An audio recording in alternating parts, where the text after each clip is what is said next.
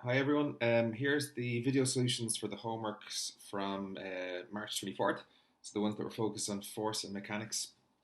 Um, this will make a lot more sense to you if you have the questions in front of you as I go through, because I have to kind of go for a bit of speed here just to avoid this video becoming a beast.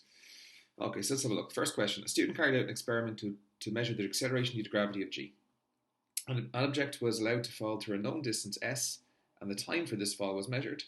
Okay, draw a labels diagram of the apparatus of this experiment. Well, this one was the one with the electromagnet. So we'll just sketch out an electromagnet. Now remember, when you're doing these diagrams, you don't have to do this artistic masterpiece, as you're about to see, but you do have to label everything.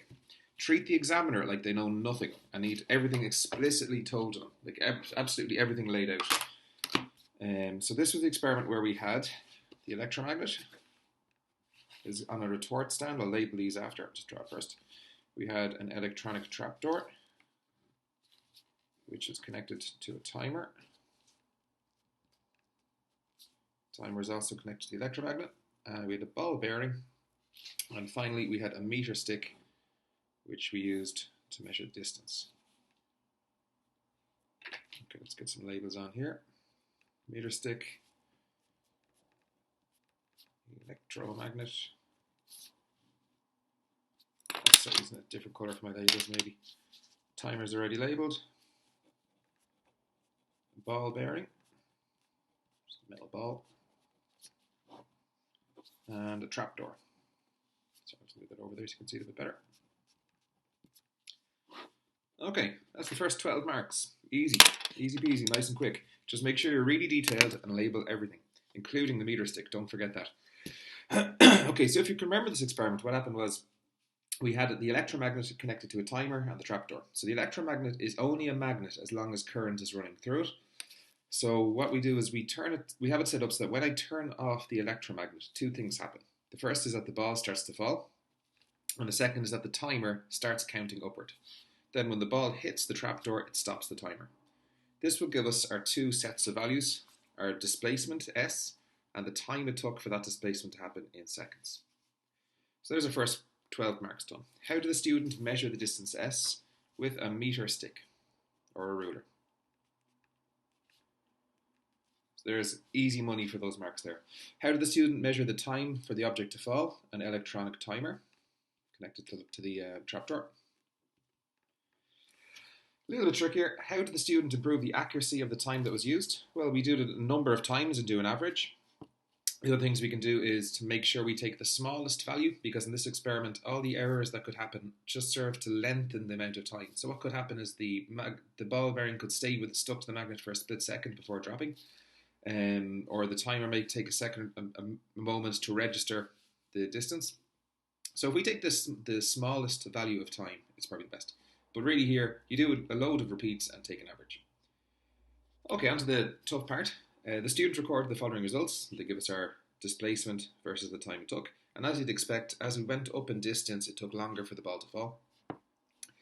The value for g, the acceleration due to gravity near the Earth's surface, is 9.8 meters per second squared. From the table, when the distance is 0.4, the time is 0.29 seconds. Use this data and the formula g is equal to 2s over t squared to calculate a value for g. Okay, nice one. All they're asking us to do is just fill in our values into our formula. So they give us the formula. So it's equal to 2s over t squared. They tell us that s is equal to 0.4 meters, and they've given us in meters, so there's no traps there. And the time in seconds is 0.29 seconds. So we're just filling it in. So g is equal to 2 multiplied by 0.4 meters divided by 0.29 seconds, but don't forget to square that. So let's just do it that quick. 2 multiplied by 0.4 divided by 0.29 to be squared. So we've got a value of 9.51 meters per second squared. Now, a quick mention of units here. When you're doing the calculation, you don't have to put your units in every time, but make sure you include it in your final answer. Or if I just written 9.51 there with no units, I could have been talking about anything, and the examiner would detract a mark from you from there. So make sure you include your final units.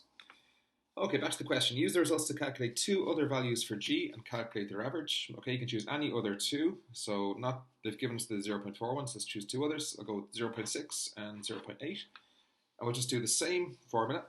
So G is equal to 2S over T squared. So for the first one, G is equal to 2 multiplied by 0.6 meters divided by its corresponding time value at 0.35 seconds to be squared. So let's see what we get for that. 2 multiplied by 0.6 divided by 0.35 to be squared. So I got 9.795. Let's go to 4 decimals, why not? It doesn't really matter too much here. And for our last one, 0.8 divided by 0.4. Don't forget the 2, that's to be squared. So 2 multiplied by 0.8 equals divided by 0.4 to be squared. So I got a value of 10. Excuse me. So finally, do the average. It says add 10 to our previous answer, 9.7959, plus our first answer of 9.51, and then divide by 3 for your average, which is 9.768 meters per second squared, which is very, very close to the value we know of 9.8. So there's our final answer. Okay, final part of this question. The maximum distance used was 0.9 meters. Why does the student not use a greater distance? Well, if you do a greater distance, you get better data, but the only problem is lining things up gets tricky. Making sure that the ball bearing falls in the trapdoor is quite difficult. Measuring the distance gets more difficult because you're going to need 2 meter sticks put together. So either of those answers are good for that category. Okay, second question. This is the second ordinary level one. This is more theory based, but still about forces. Define the term force and state the unit of force. Okay, I won't concentrate on writing things out too much here. Just make sure you're following the understanding of it. But a force is anything that can cause something to accelerate. It causes an object to accelerate.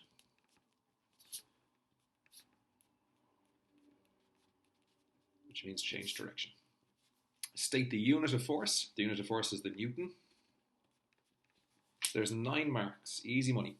Force is a vector quantity. Name another example of a vector quantity. Okay, well, if you remember scalars, a scalar quantity just has a magnitude.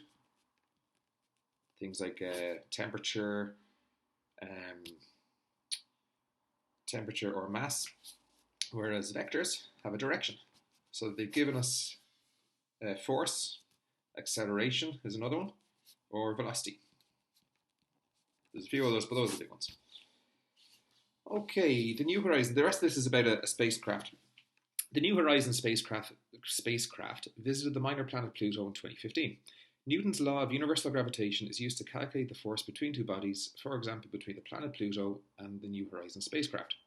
State the factors which affect the size of the gravitational force between two bodies. Okay, now I want to remind you that these guys here are your best buddies. Start getting really familiar with the logbooks and where stuff is. The more you use these, the easier you'll find things that you need. So they're asking us about the gravitational force. Now, if you go to page 56, this fella right here, they give us the formula we're going to be kind of messing with today. Now, just writing it out doesn't get you the marks. All right, let's be straight up here. You have to kind of explain what's happening. But Newton's gravitational formula tells us that the force of gravity is equal to the universal gravitation constant with the capital G multiplied by the mass of the first object times the mass of the second and divided by the distance squared. Now you could have done this in words as well. You could say that the force is proportional to the product of the masses of the two objects and inversely proportional to the square of the distance. Okay, now they want us to apply it. Pluto has a mass of 1.3 by 10 to the 22 kgs and a radius of 11.86 kilometers. Using the equation below, which is taken from page 56 of the formula logbooks, to calculate G on the surface of the planet Pluto. Okay, so they give us the formula we need to use, but they don't give us everything we need, and they're laying a couple of traps, which they usually don't do that much at ordinary level, but they do sometimes. So the first trap that I can see is they give us the radius of the planet in kilometers. 1,186 kilometers, but you know that kilometers are not our friend. Meters is our friend. So let's convert kilometers to meters. 1 kilometer is equal to 1,000 meters. So 1,186 kilometers is equal to 1186 multiplied by 1,000 meters. So 1186,000 meters, and that's the radius of the planet, Pluto. Sorry, planetoid Pluto. They also tell us the mass of Pluto is equal to 1.3 by 10 to the 22 kgs. Now, on the surface of it, they've been quite nice here. They've given us the formula to use, but the thing is, we don't know what the capital G is. They usually give it in the question at the end, but if they don't panic, because it's in your logbook. You just have to find it. So, again, the more you practice with these, the more familiar you'll get with them. But there's a page with all the physical constants that are important in physics, things like the speed of light, and I've ignored the contents page and just decided to go randomly. But it's on page 46, where there's a whole clatter of useful physics stuff, and it's down here, the gravitational constant, which is 6.6742 by 10 to the minus 11 meters cubed per kilogram per second squared. Now really, you can go to, let's just put the G up there. Really, you can just count it as 6.67 by 10 to the minus 11. We won't worry about units into the end. We'll just leave it as its numerical value. We'll multiply it by the mass of the planet that's causing its gravity to happen on our planetoid. So by 1.3 by 10 to the 22.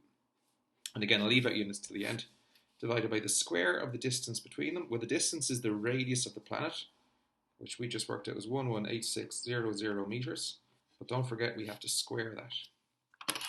Okay, from here on, it's just a matter of being careful with your calculator. I hope I don't screw it up, because it's very easy to do. 6.67 times 10 to the power of minus 11. And we're going to multiply that by 1.3 times 10 to the power of 22.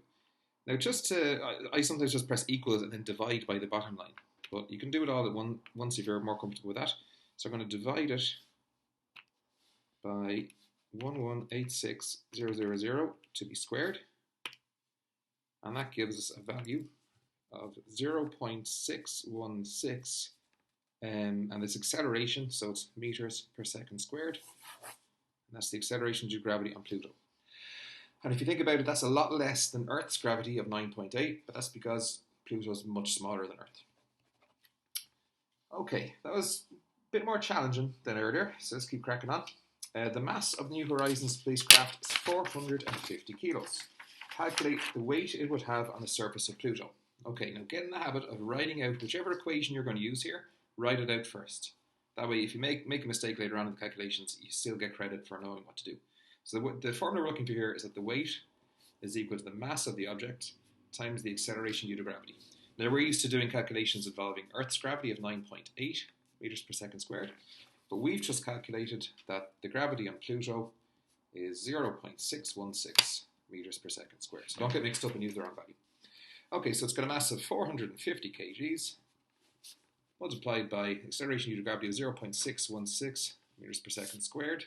So the weight of this on Pluto, I've already got my answer in my calculator, so I'll just times it by 450. And I've got 277.4. Don't forget units here, newtons for weight. Now, if you've got a slightly different answer, it might be because you rounded off earlier, or maybe I rounded off a little bit too soon. But approximately 277 newtons is the way to go there. In fact, you're better off usually, don't round off until the very end. Keep the exact value in your calculator, and then you don't have any rounding errors. Okay, the closest the spacecraft got to Pluto was 11,000 kilometers from the surface of the planet. Would you expect its way to this position to be greater or less than it would at the surface? Well, let's just think about it. If you were here, or the spacecraft was here as a person, because why not, versus 11,000 kilometers away. According to Newton's gravitational formula, the further you go away, the gravity diminishes by the square of the distance. So if it's 11,000 kilometers away, it'll have less gravity. It'll experience less gravity. So it'll have less gravity. Experience less gravity means it would have less weight because it's further away. That's what they really wanted to say here. Less weight because it's further away. Okay, last couple of sections. The Earth is surrounded by a layer of air called its atmosphere, which exerts a pressure on the surface of the planet. Explain why Pluto's atmosphere exerts a very low pressure on its planet. Well, the thing about Pluto is it has so little gravity, it can't keep the atmosphere on it. The air molecules just kind of fly away into space. The gravity isn't strong enough to retain the atmosphere. That's why there's a very low atmospheric pressure. Finally, the New Horizons spacecraft use a radioactive isotope to generate electricity instead of the solar panels that you use on most spacecraft. It suggests a reason why the solar planets were unsuitable in this case. Now, they've given us a little map of the solar system here, and it's not just to make the question look pretty, it's actually quite useful. If you look at where Pluto is, it's the furthest away from the Sun out of all these fellas. So as you go further away from the Sun, you get less and less light and heat from the Sun. So if your spacecraft is solar powered, it wouldn't have much power when it's going out towards Pluto. That's why the radioactive isotope would be a better choice. All right, guys. In summary, make the logbooks your friend. Be careful of traps. Make sure the units are, in the right way for System International units for the formulae, and then make sure to include your unit in your final answer. And I hope that was helpful. And we'll do another one for next week's homework. But if you've got any questions on it, don't hesitate to ask. Okay. Thanks very much.